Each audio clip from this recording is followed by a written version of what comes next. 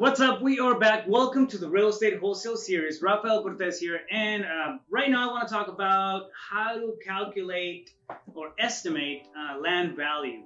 A lot of times you're marketing out for properties, single-family residence, condos, whatever, right? And then the seller goes, you know what? I don't want to sell that house, but I have this vacant piece of land in the middle of nowhere that I want to sell. And then you get all excited, you ask them for the address, you find out the address, and then there's no comps. So what do? How do you price out a vacant piece of land? And that's what I want to talk about right now. What I'm about to break down for you is a very simple approach on how to calculate land value. Again, remember, we're not appraisers. We're just trying to figure out a general price point of where we can start off the conversation so we can present an offer to the seller. And that's where this comes in. Very simple way. We're going to call it the 25% rule. Let's go.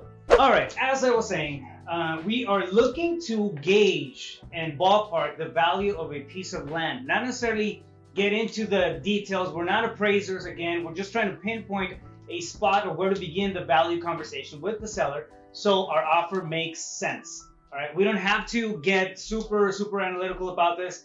This is a way of doing that just fast. It's a way of getting to the price and the average value of the piece of land quick. All right, step one. We're going to go back and we're going to treat it just like any other comp. We're going to look at a 1 mile radius. So we're going to look at a 1 mile radius, look for properties or parcels that are similar in size, and we're going to pick 5 of those. We're going to look for like, meaning in this case, what matters is going to be the zoning. So if it's vacant land, you're not going to have a building on it, but you're looking at the zoning. Is it commercial zoning? Is it multifamily zoning? Is it residential zoning? So take that into consideration. Look for 5 comps that are in that same ballpark. So if you're able to find 5 comps, that's your ARV, right? You're gonna take the average, divide them all out, and then that's gonna be the value, the after repair value or ARV or market value of that property, 93,000. Now, one of the biggest things though that happens, especially when you're inland, when you're in the middle of a city and you have a lot of single family properties built out and there's not that many vacant lots, the prices can get skewed and then people don't know how to comp them. You can't comp it like you would a regular property. So what do you do in that case? All right, so the 93 is not going to work because we don't have 5 empty parcels that are exactly the same.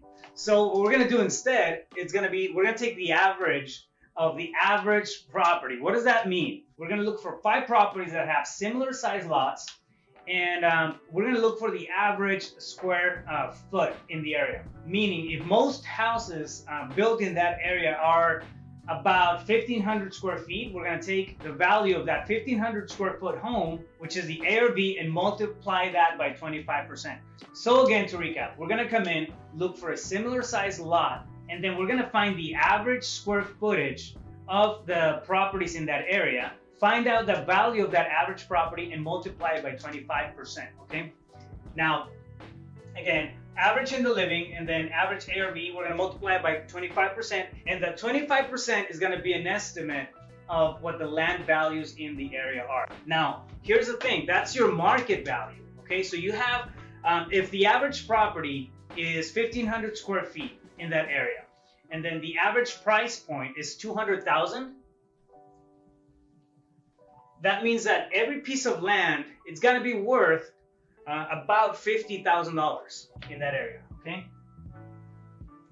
It's going to be worth about $50,000. So now what do? You have an ARV or market value of that piece of land, and then you have to work out your offer numbers from that price point. Also consider that land can be a little bit tougher to sell than a regular single-family residence. A lot of people do flips, not a lot of people develop from the ground up, right? So when you're looking at land, consider that your seller has an overhead. They have some expenses on that land, they're paying taxes, they don't have anything built in it. So probably the pain of owning that property is gonna be greater than somebody who's selling a traditional single-family residence, right? So consider that, use that to leverage your offer and try to get it as low as possible, because you're gonna have to build in some really good meat on the bones for that end buyer so you can move this piece of land fast. Again, they don't move as fast as single-family residences do. However, there is money to be made on land deals. So remember, when comping land, you're not an appraiser, you're just looking for a ballpark number so you can start working out your threshold numbers and work from there. Keep it simple. If you don't have 5 similar comps, get the averages, Take 25% of that and then use that as the value of the land. Work your numbers from there, put together the offer, and get that deal locked. Stay focused. You got this.